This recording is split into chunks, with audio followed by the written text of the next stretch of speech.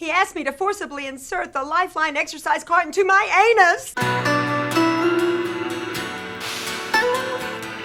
We're going back in time, counting down the top 80 songs from the greatest pop music decade in the history of human civilization, the 1980s. You're listening to the 80 of the 80s podcast with your hosts, DJ CK1 and AK47. Under blue moon I saw you, so soon you'll take me up in your arms, too late to beg you. Here we are. I'm CK1, and who are you? I don't know who the hell I am tonight, to be honest with you. She's under the weather. No excuses. There's no reason not to do the show. Here we are at the end of the month of January 2017. We're going to go ahead, even though you're maybe not feeling like doing the show. We're going to do it anyway because we're here. We're dedicated for our fans. I'm not forcing you. She's here voluntarily by her own will. Yeah. Please excuse all the snifflies and the coughs and stuff. And actually, I was thinking, instead of doing a secret word, why don't we do a secret sound? No. Why not? No, because if you're going to put like a cough or something or a sniffle sound, we won't be able to say anything. It'd just be constant screaming. Yes. Yeah, okay. Yeah, but see, but I also like the I don't know thing that we did last episode with, you can't do the television if we say that phrase. So you want to implement that as well? No. Oh, no, you don't want to activate that one. No. You just want to activate just the secret word. Sure. Okay, Gobatron 2000, let's activate the secret word.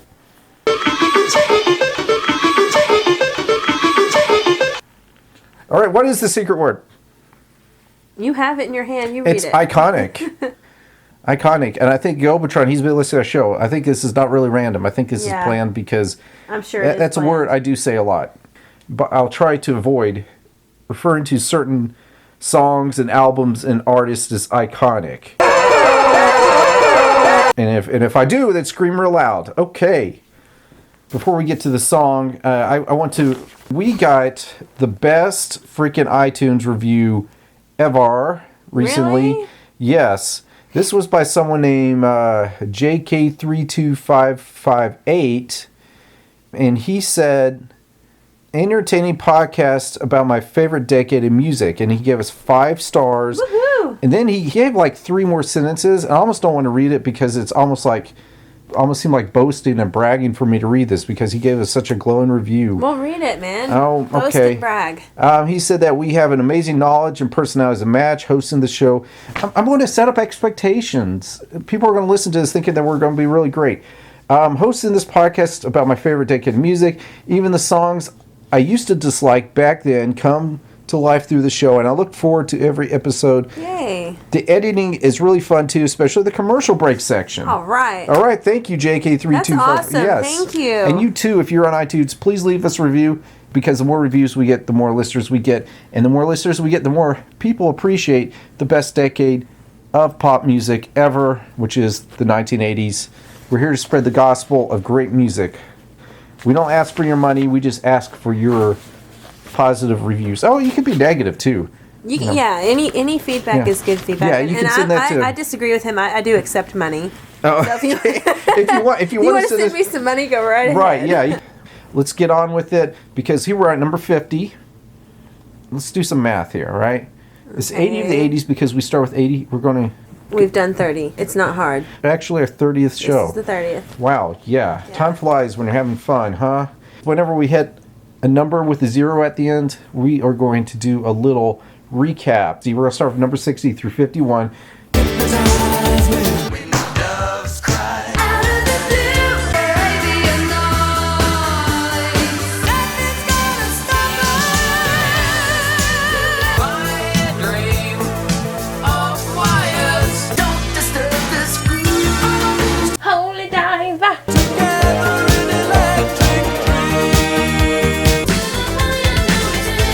Alright, so our number 50 song is... You knew what our number 50 song is. Echo and the Bunnymen. The Killing Moon. Killing Moon. Why do you like this song? His voice. His voice is amazing. Fade. Amazing. Ian McCulloch. Fade. Yes. I've done a little reading of the way people describe his voice.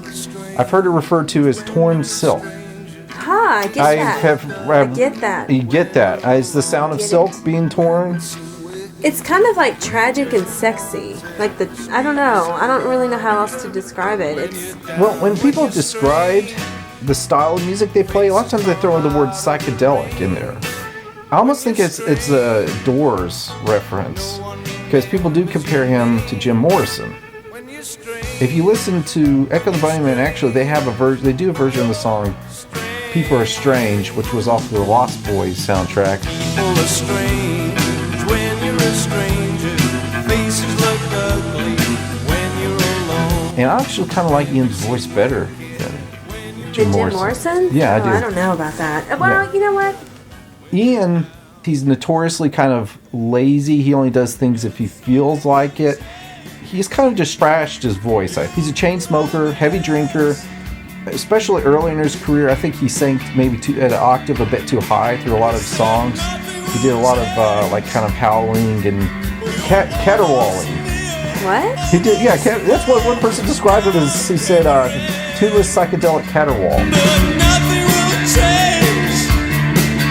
You promise. So his voice, it oxidizes through every album. His voice sounds more and more decayed and rusty, and to where now, if you hear him especially perform live, apparently the songs sound very different. They're played at a different key. It sounds more like kind of the Tom Waits kind of singer. So I think that's interesting though, because he has such a talent, and yet it's really unrefined. Your lips a magic world. Your sky all hung with jewels. A very smooth sounding song. It's very sexy, but I guess like the tragic sexy kind of feel. Do you know what I mean when I say that? It's kind of a tragic sexy. That's how that song makes me. Erotic? A little bit, maybe. When I first heard the song, this was back in '95. I was still in high school. They had this show called Out of Order on the radio. It was hosted by Jed the Fish. He did a countdown of like the top modern rock or alternative songs. And they did a Halloween show. That's the first time I heard Morrissey's November Spawn the Monster. But he played the song The Killing Moon, and when I heard it, I just thought it was a very striking song. I've always heard the name Echo the Bunnymen, and I thought they had kind of a funny name. Yeah. The way they came about the name, you know about how the story goes is that for the first year they didn't have a drummer, so they had a drum machine, and the name of the drum machine was Echo, and thus Echo and the Bunnymen. So ha ha. You know, the ill-omened lyrics, and it kind of sounded like the Zombie song, which was kind of psychedelic. The Zombie song, Time of the Season. Yeah. You know, the thump bass. It's kind of like a Western murder ballad. And when he sings, "It must be killing time." Killing time. It always sounds like they're doing like an extreme cinematic zoom in, like a revolver, a rattlesnake.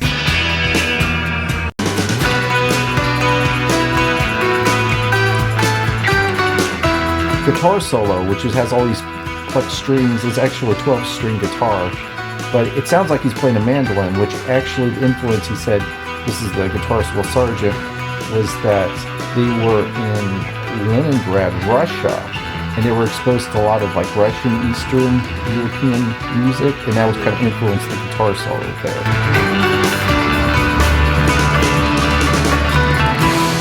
It sounded like they were doing like OK Corral Shootout.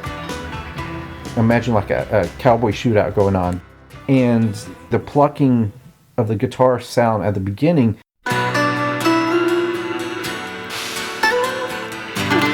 was when Will Sargent was warming up in the studio, and the producer kept that little clip and added it later to the song because he thought that he liked the atmosphere. But also lyrically, this is before I had exposure to the internet, and a lot of this alternative music, you had to still rely on the radio to find out about it, the FM radio. Like anime. How am I going to draw anime into this? I remember one time seeing a clip of Vampire Hunter D which was like an older anime movie on TBS. And after that, I waited months and months checking the schedule, waiting for that time when they were going to show it again. And they showed it like 2 o'clock in the morning, and I was there to record it. Because this again was like my first exposure to anime. And in the movie, they have this scene with the moon. And now, in the song, he says under blue moon, but in Vampire Hunter D, it's a sanguine moon, a red moon. And D says, "This is a sanguine moon. The vampires believe the virgin's blood is impure." And so I associate it with that. And then there's a scene where Vampire Hunter D, who, spoiler alert, is part vampire. The girl wants to give herself to him and says, "You can bite me, you can suck my blood," and D is really tempted to do it. And so that kind of like the part of the song where it says, "So cruelly you kiss me up in your arms, and then you'll give yourself to him." It makes me think of kind of like a lustful vampire-ish thing. Although, if you listen to the meaning behind the song, Ian actually says it's about death. So he's not really referring to like a vampire, was what I thought. Because, I mean, what else would you play on a Halloween show? Well, when I think of the moon, I think of werewolves, not vampires. Yeah, that's a good point. That's a good point. But he refers to it as the Grim Reaper. I want to play some clips now, I think, of him explaining what the song is about or how he came up with the song. But I'm also going to read it, too, because it's kind of hard to understand. So in the editing process, it's either going to be me or him explaining this song, because he has such a thick Liverpoolian accent, and I can't translate. I know you can. Yeah. Years of the Gallagher brothers. Right. Help me. Yes. This is courtesy of The Guardian. And he did an interview. This was 2 years ago with Dave Simpson. And Ian McCulloch says, "I've always said The Killing Moon is the greatest song ever written." The more I sing it over the years and the more I think about it, I know that there's a song ever written like it, with such a beautiful melody line and arrangement. I think Beatles never got anywhere near. A little big at himself. I mean, yeah. we think it's maybe the 50th best song, so that's not too far off. It's not too far. Not too far off. But you said we there. You mean you, but that's okay. Yeah. Or the board. I like the song too. He said, "I'm sure Paul Simon would be entitled to say the same thing about Bridge Over Troubled Water. But for me, The Killing Moon is more than just a song. It is a psalm, almost hymnal. It is about everything from birth to death to eternity and God." Wow. Okay. Yes. Whatever that is, in the eternal battle between fate and the human will, it contains the answer to the meaning of life. It is my to be or not to be. I love it all the more because I didn't pore over it for days on end. One morning I woke up in bed, I've said this loads of times, but with the lyric "fate up against your will through the thick and thin, you'll wait until you give yourself to him." It was, and I remember thinking that God must have woken me up with those words, because it wasn't that I dreamt them. I just woke up and they were there. That's the only time it's ever happened. So between me, David Bowie, the Bunnymen, and God, He should have given in the liner notes, he should have said, co-written by God. But oh well. Yeah, there you go. I mean, does God feel like he's left out? and if God did write it, who's to argue against it being the greatest song ever written? He said, "It's never happened before or since. I got up and started working on the chords." I think the verse I came up with that first. I've never told anyone this, but I think what I did was wonder what the chords of Space Odyssey backwards would sound like. So instead of "I'm control to me to tell," I went.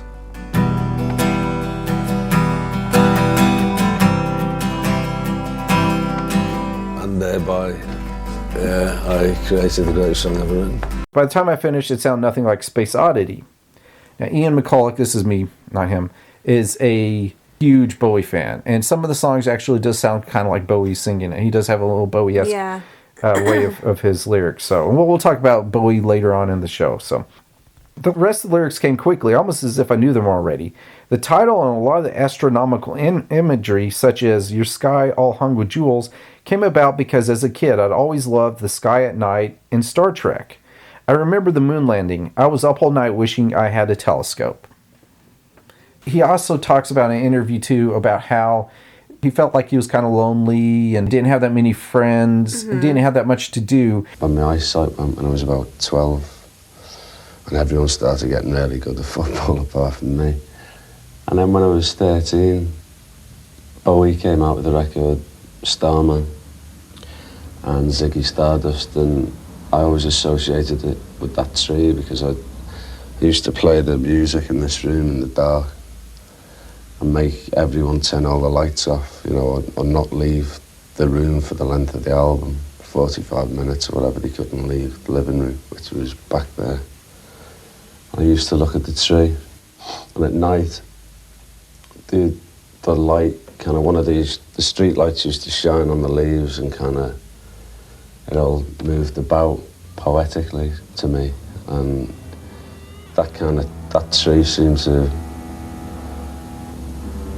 embody everything that I wanted to get out of life. You know, I wanted to be as magical as that tree, in a way. About the pretentiousness of him saying it's the best song ever. He also, when they finished recording this album, Ocean Rain, he said it was the best album ever, of all time, of any band. And the publicist heard that and put that in print. And he later said, I was kind of being a little facetious, but why not? Why not say it's the best album ever? So then why did Echo and the Bunnymen split up? It's like, why'd you leave school, you know, because you have to. We'd done our O's and A levels, I think Ocean Rain was the A level, and we got an A+, and then we went on, we tried to go to university and branch out with the fifth album, and it was rubbish. We got an F. I think there are a lot of artists. I mean, even the Gallagher brothers. Terence Trent D'Arby is another one. Right. Which, I mean, how many people have really heard of Terence Trent D'Arby? Probably a lot of our listeners have, because it's 80s. But, I mean, there are a lot of artists like that, just really big-headed. I'm the best. But, no, you should be proud of what you do. Echo and the Bunnymen, I love The Killing Moon. I knew about a few of their other hit songs like The Cutter, but I never really delved deeply into them. It's just because I heard some of their singles and all kind of sound the same to me, so I didn't really give them that much time. Thanks to this show, it gives me an excuse to explore artists more. Ocean Rain, I listened to the album. At the first time I did, I thought a lot of the songs sounded the same. You have kind of like the slower ballads, and then you have more upbeat, jangly pop, like Crystal Days and Silver to me, and The Cutter, all Cutters off of Porcupine. Seven Seas, they all sound like the same song to me, but the more I listened to them, the more I could tell the difference between them, the more I found myself waking up in the morning humming the song. There are a lot of groups that sound like this. I've heard it referred to as the big music, is what they called it at the time. These are the guitar-based post-punk.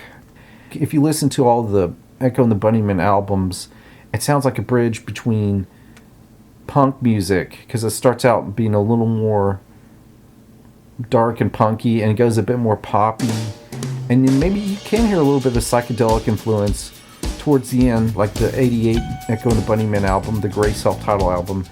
There are like the songs Bedbugs and Ballyhoo, almost sounds like a Happy Mondays, Manchester groups.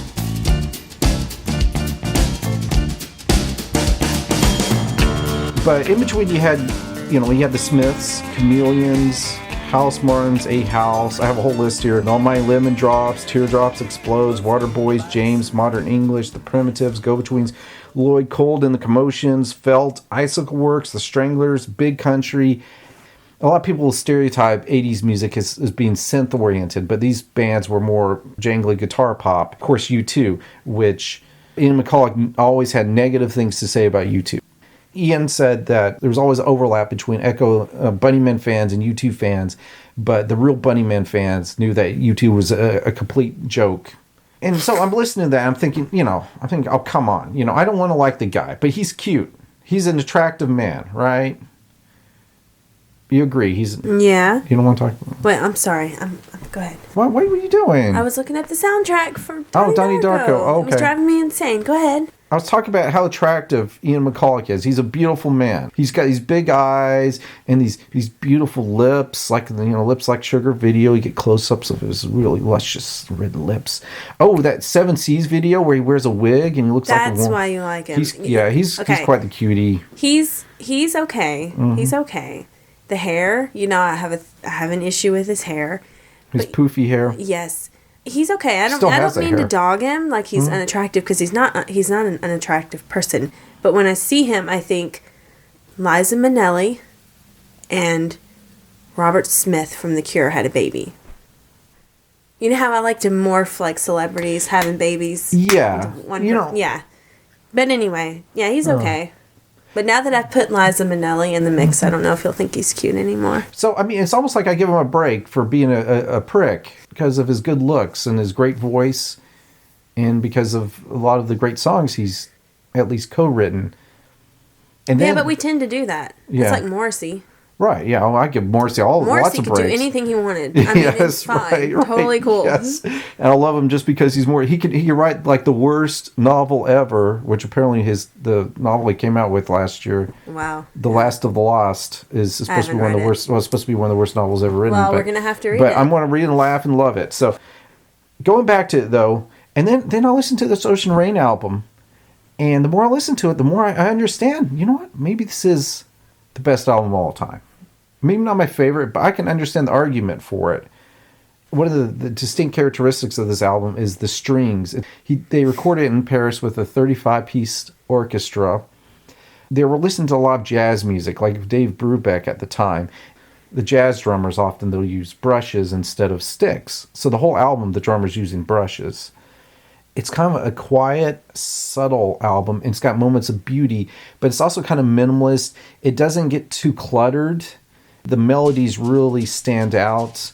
A lot of the songs like Seven Seas and the Yo-Yo Mans, I guess you could also throw in My Kingdom in there too. They sound kind of like Irish beer drinking songs that are good to sing along with. Froze to the bone in my igloo home, counting the days till the ice turns green. Thorn of Crowns is kind of like, sounds like more like a jazzy improv, but still it's got a certain groove to it that kind of nails the song down.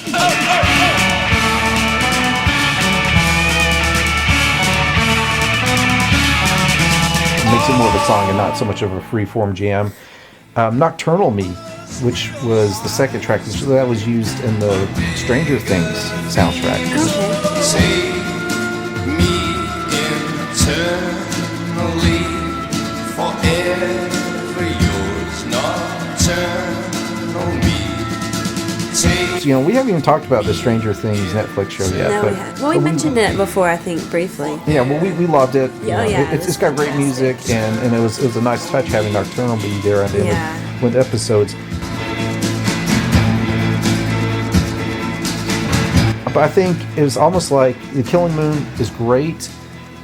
One of my few complaints about it is I think it goes on a bit too long. He keeps repeating the chorus again and again and again and again. Yeah.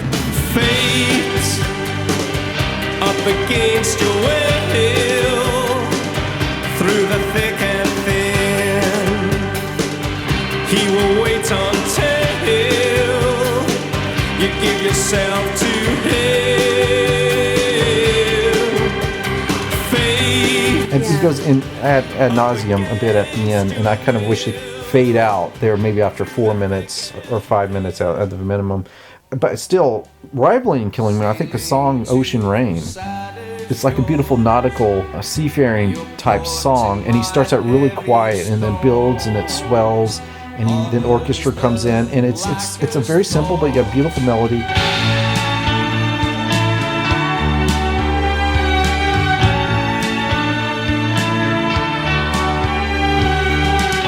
I was very pleased maybe late in my 80s DJing career to come across this album, and it's been one of my more favorite recent finds. This is fantastic. Where did you get this? This pen? I don't know. I don't know where it came from. I'm having a pengasm. Here you go. A lot of times people will throw Cocteau Twins in as like a comparison, and actually Elizabeth Fraser, the singer of the Cocteau Twins, she did sing on some of them Ian McCulloch solo songs, but The Cocteau Twins, I think, is very different because even though they're both kind of gothy a lot of times with their darker songs, the Cocteau Twins is very full and lush and lots of reverb in their music. The Bunnymen, I do like how they take the opposite approach to where they keep it sparse and empty and minimalist, and the guitarist is very economical and non-flashy when he plays. The solos are very minimalist solos. It's just kind of like, let's focus on the songs, the lyrics, and the melody, and efficient. It's very efficient music.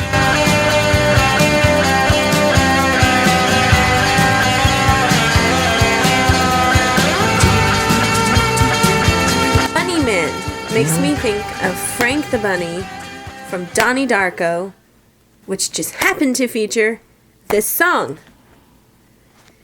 Yes, right. Frank the Bunny. I love Frank the Bunny. Kind of creepy. Yeah, he is. I think that's kind of the point of it. Why are you wearing that stupid man suit?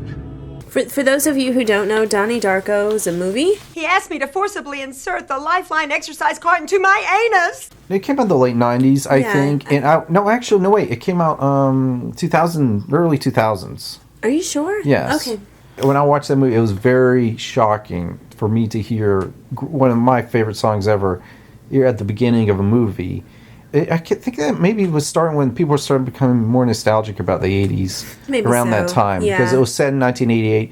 And in the opening line of his sister, Maggie Gyllenhaal, saying, I think I want to vote for Dukakis, and everyone laughs. That's supposed to be like a funny line. Just thought that back in 88, someone would vote for Dukakis, but apparently some people did. And then he goes on a rant about Smurfette. Smurfette fucks all the other Smurfs. Why do you think Papa Smurf made her? It's because all the other Smurfs were getting too horny. No, not Vanity. I heard he was a homosexual.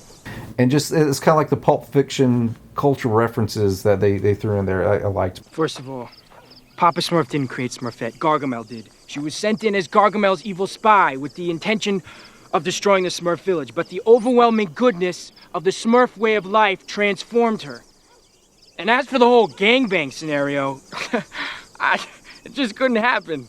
Smurfs are asexual. They don't even have reproductive organs under those little white pants. Okay, this is what Ian McCulloch says about it. He said, years after it was a hit, we got an email saying that this bloke wanted to use the song in a film, Donnie Darko, which we didn't think would go anywhere. So I accepted a one-off £3,000. Then when the director did the director's cut, he replaced The Killing Moon with Never Tear Us Apart by NXS. Aren't some people knobheads? So which version do you have? Does it open with... I have the one with The Killing Moon. It does? Okay, so you don't have the director's cut. We could live for 1,000 years. The director originally wanted to do NXS's Never Tear Us Apart, but apparently he didn't have enough money for it. But the rights, he was able to get much more cheaply use The Killing Moon instead. So then afterwards, when he got some more money from Donnie Darko being more success, he put Never Tear Us Apart back in at the beginning. I'm like, I didn't know this. Why? Well, Never Tear Us Apart is a great song, It's a but good The Killing song, Moon, but it's not. The Killing Moon just fits the feeling of the movie perfectly. Perfect, yes. Yeah, yes, I I agree. Yeah, I love NXS, but man, Yeah. that was a bad move. Okay, I guess overall, I've gained more respect for the Bunnymen. And if I had any excuse, please understand they were never really that popular in the U.S. Maybe Lips Like Sugar had a little bit of airplay. Yeah, I had heard that song when I was younger. I remember reading their second album, Heaven Up Here, was a top 10 album in UK. It was like number 200 in the U.S. as far as sales. That just shows you there's such a huge... For whatever reason, they're always considered a very English group in that they just never made it big over here, which is, I guess, The Smiths was the same way. So it's a shame, though, because they had some great songs. I mean, Bring On the Dancing Horses. And had some great singles there.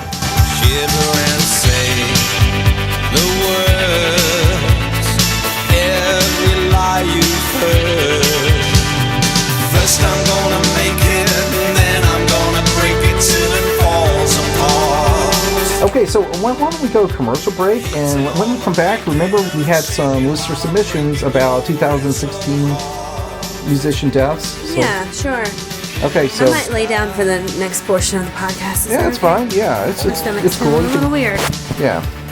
So I guess I'll have to say this time, 80 of the 80s will be back after these messages. Thank you. Skin and bone. Bring on the dancing horses. whatever they may roam, shiver and say the words of every life. Are you hungry? Hungry as a gremlin? Here's gremlin cereal. Gremlins, gremlins, bite after bite. What a tasty way to satisfy a gremlin appetite. Gremlins is a deliciously sweet, crunchy cereal that satisfies the hungry little gremlin that's in all of us. Gremlins, gremlins, bite after bite. What a tasty way to satisfy a gremlin appetite. Gremlin cereal is part of this complete breakfast. Gremlin, yum yum.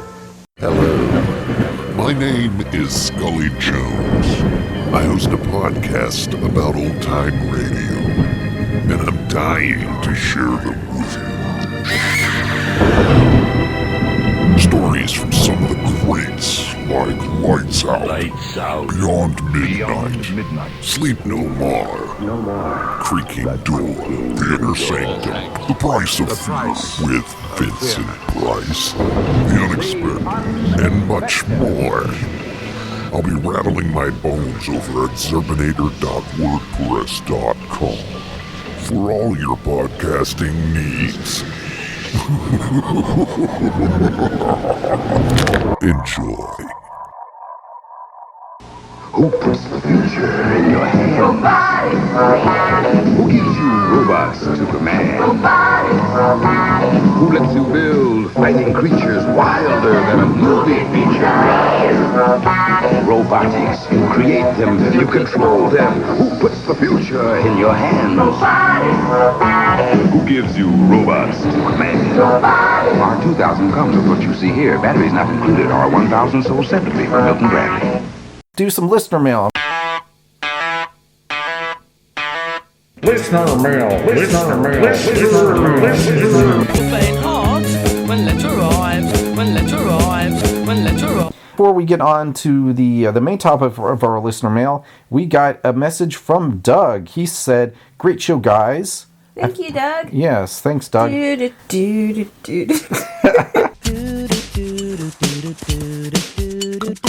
I'm sorry, I had to do it. So the last 3 episodes, we've had 2 Doug references. He said, I think expose, he's referring to the last episode, which was number 51, when we did expose, point of no return. He said, yeah. I think expose is the same as Bananarama. You never see them in the same place at the same time. Do you? What? He's saying Bananarama and expose are like the same group. Yeah, I kind of see where he's coming from with that. Well, they're both triplets. Yeah. Procession moves on, the shouting is over. Last episode, we asked listeners to send in a song that they made them think of an artist that died last year in 2016 and why it made them sad to listen to it. Talking aloud as they sit round their table. We only received 3 entries, and which is really? a lot less, because usually we receive a lot more. But I can kind of understand. I think now that we're into 2017, I think we're kind of moving on. Yeah. And we don't really want to dwell on the sad things of the past, even though the show is pretty much all about the past.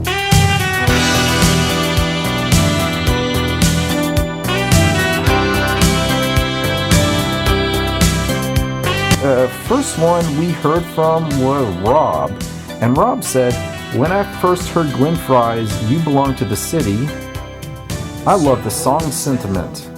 Having no ties to anything and wandering around the city at night seems super cool. Especially to a young teen like me who lived in a small suburb where everything closed at 10 p.m. Now that I'm older, and maybe I'm married with 2 kids, the song seems really depressing and makes me feel very lonely. These days, I only belong to the city while I'm driving kids to basketball games or picking them up from school in our minivan. 'Cause you belong to the city. You belong to the night. Living in a river of darkness beneath the neon lights. One of my favorite Glenn Frey songs. Oh, that's a great song. It is, yeah. Rob, you need to, some night, after the kids have gone to bed, get in your car, roll the windows down, blast that song, and just go for a drive, man. Experience the city.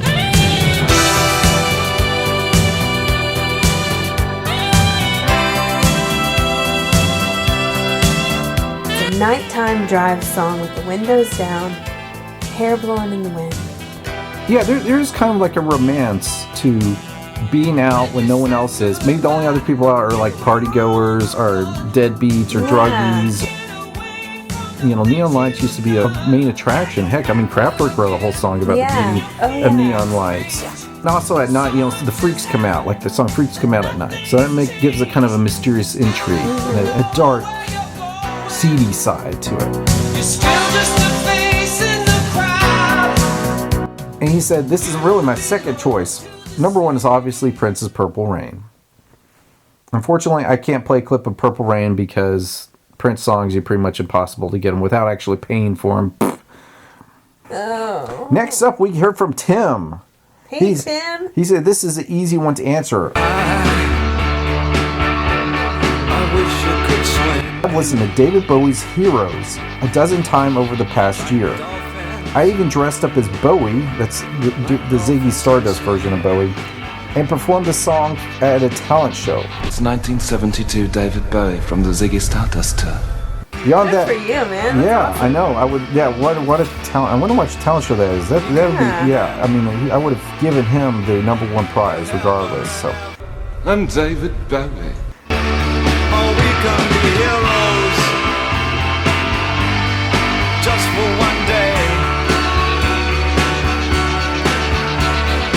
Beyond that, I've been listening to George Michael's "Kissing a Fool" and Leonard Cohen's "Tower of Song," as I missed the two of them as well. Yeah. George Michael's "Kissing," that's a good song. I think, you know, George Michael, he's almost better as a ballad writer than a dance pop songs. Although a Monkey that one gets my butt moving. Yeah, in the Monkey's pretty seat. great. Yes. Yeah. I was born like this.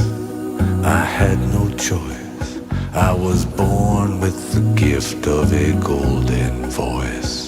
And Leonard Cohen, you know, I actually listened to some Leonard Cohen songs because he's kind of like Echo the Bunnymen was to me in the past. He was an artist that you hear about a lot, but I didn't really know much about him. Yeah. And he's a great songwriter. This table right here in the Tower of Song. His voice, I don't know. You know, Yeah, let's just say it's an acquired taste, all right? But hey, definitely a talented songwriter. Next up, we heard, this is from Adam. Do you remember a guy that's been in such another song? This was kind of long here, but it's a worthwhile topic. It's David Bowie again. Yay. David Bowie is one of my favorite artists of all time. He always exuded charisma. He never seemed to do what I would have expected musically and otherwise. He was great at borrowing aesthetics from previous eras. My favorite being the new wave era version of the Perot, which is like the sad clown, From Ashes to Ashes. Hey, it's 1980 David Bowie from the music video Ashes to Ashes. Hey, David Bowie. Not only that, but his songwriting is melodically incredible, beautiful, challenging, and interesting. I believe his best song is Ashes to Ashes, and though lyrically it's about drug addiction and the first 10 years of his career, as a piece of music, it is like a new romantic, new wave lullaby or nursery rhyme. Ashes to ash and funk to funky. We know Major Tom's a junkie, strung out in heaven's high, hitting at all time. He himself compared the melody of the song to a taunt or nursery rhyme. It's a perfect song that never gets old. I once heard a performer on the London Underground do a version of the song with just an acoustic guitar, and I was riveted and amazed. So Adam loves Bowie's Ashes to Ashes, which also had a bit of an iconic video. Now, you know, of course, yeah, I don't want to spoil anything, but we may have on the countdown, there may be another Bowie song that we'll cover, maybe. Gee. So we can talk more about Bowie then. But I actually have not really done this last year so much listen to Bowie music, but I've been watching interviews with him because he's a guy that I almost love to hear him talk as much as to hear him sing. Yeah. I'm not that I always agree with him. Always thinking that he's, 100% accurate with what he's saying, but he has a unique way of explaining things. You should speak of him in past tense. Oh, okay. I know I do that a lot with dead people. Still with Bowie. Right. Well, and he lives on. He does. Yes. Instead of playing a song clip, I'm going to play a clip of Bowie predicting the impact of the internet. This was an interview with the BBC back in 1997. So the internet was only a few years old, but he could already realize the way it was going in the future. So I'm going to play a clip about that. I think it's awesome. Put on your red shoes and dance the blues. Dance to the song they're playing on the radio. If you were starting out now, did I read somewhere that you said if you were 19 you wouldn't go into the music business? I think that's probably quite right. I think I'd probably just be a fan and a collector of records. What would you do? I wanted to be a musician because it seemed rebellious. It seemed subversive. It felt like one could affect change to a form. It was very hard to hear music when I was younger. You know, when I was really young, you had to tune into AFN radio to hear the American records. There was no MTV, and it wasn't sort of wall-to-wall blanket music, and so therefore it had a kind of a call to arms kind of feeling to it. Is that this is the thing that will change things. This is a dead dodgy occupation to have. It's still produced signs of horror from people if you said I'm in rock and roll. It was my goodness. Now it's a career opportunity, and the internet is now carries the flag of being subversive and possibly rebellious and chaotic, nihilistic, and oh yes it is. Forget about the Microsoft element. The monopolies do not have a monopoly, maybe on programs. What you like about the what you like about it is the fact that anyone can say anything or do anything. From my standpoint, from where I am, because of by virtue of the fact that I am a pop singer and writer, I really embrace the idea that there's a new demystification process going on between the artist and the audience. I think when you look back at, say, this last decade, there hasn't really been one single entity, artist or group, that have personified or become the brand name for the 90s. It was starting to fade a little in the 80s, and in the 70s there were still definite artists, in the 60s there were the Beatles and the Hendrix, and in the 50s there was Presley. Now it's subgroups and genres. It's hip-hop, it's girl power, it's a communal kind of thing.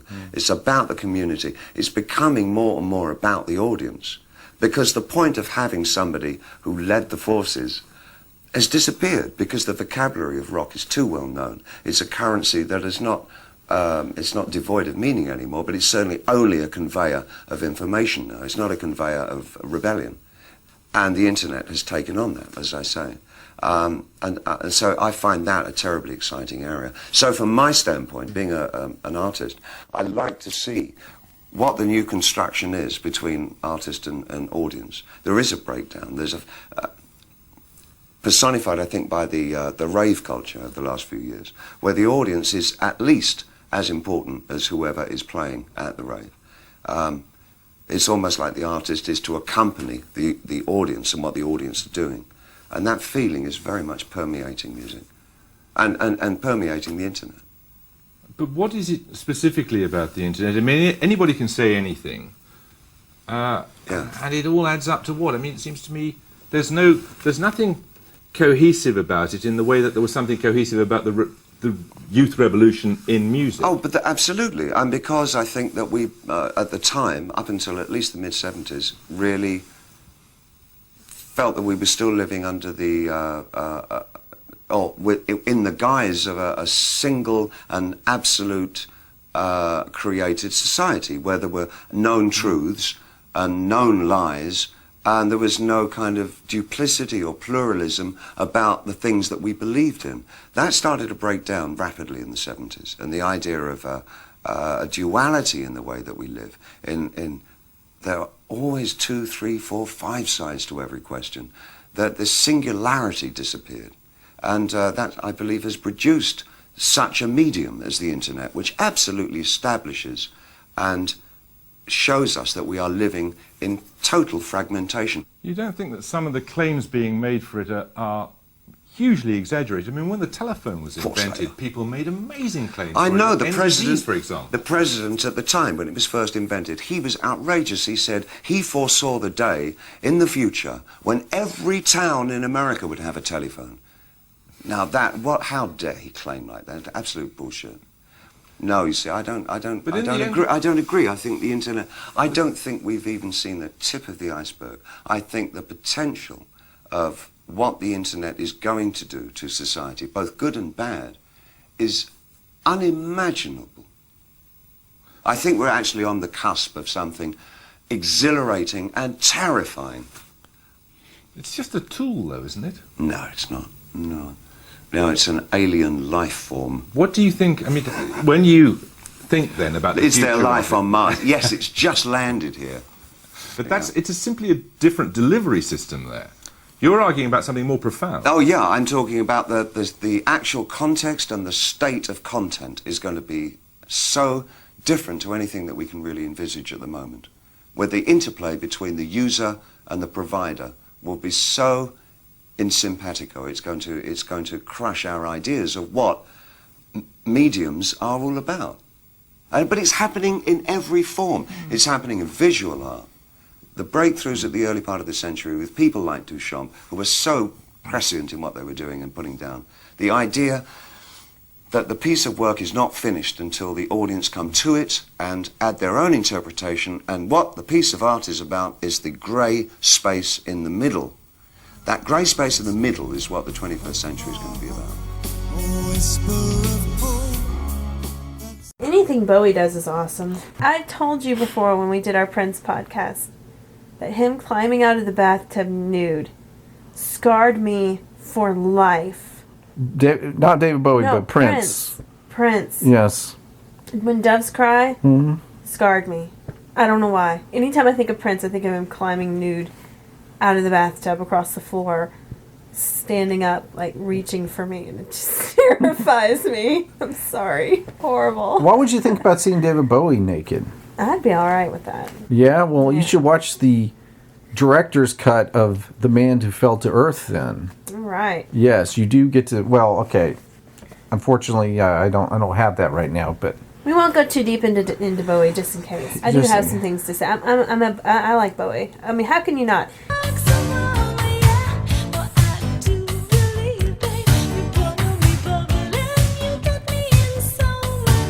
Last episode, when I was giving the list of the people who died last year, I left out someone really important. Vanity, I know. Speaking of Prince, I yacked at you about that. Yes. I wanted to say I Miss Vanity. Probably the best songs that were ever about the subject of premature ejaculation.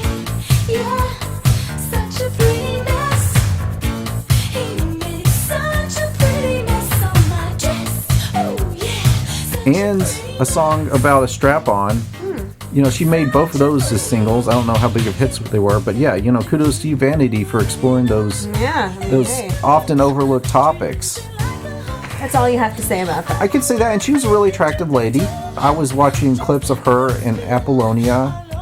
I don't know which one's more attractive. They kind of both look alike, and they're beautiful women. So don't get jealous or anything. No, I agree with you. Yes. I'm not jealous. Yeah. All right, but hey, we're deep into 2017. We're gonna move on to the future. Until you give yourself to him, you give yourself. And you know, you mentioned the Grim Reaper earlier. Yeah. You have to play my Reaper song, my Sooner or later you'll dance with the Reaper. Look, okay, Anytime you mention the Grim Reaper, you have to play that song. It's becoming too repetitive. It's too much of a mandatory. recurring theme that I play clips from Bill and Ted. Besides, is that a bad Bowie's thing? Journey was in the 90s too. Why is that a bad thing? I just kind of like it. I think it's overdone. It's too much Bill and Ted references. A great movie and everything, so especially the first half. Okay. What? Okay. What? I'll do it for you. No, it's okay. You don't have to. Okay. You might be a king or a little street sweeper, but sooner or later you dance with the Reaper.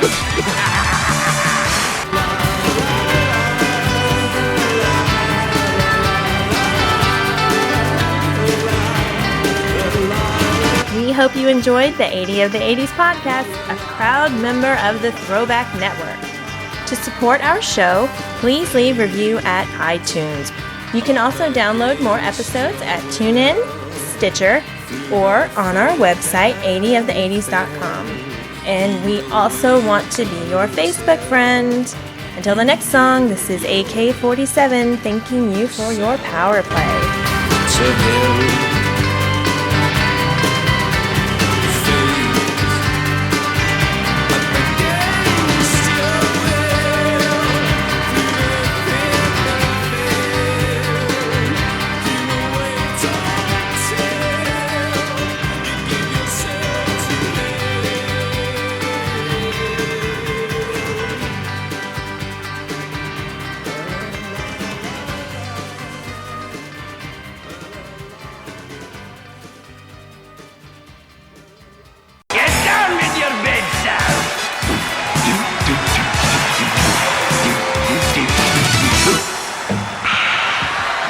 I love show business.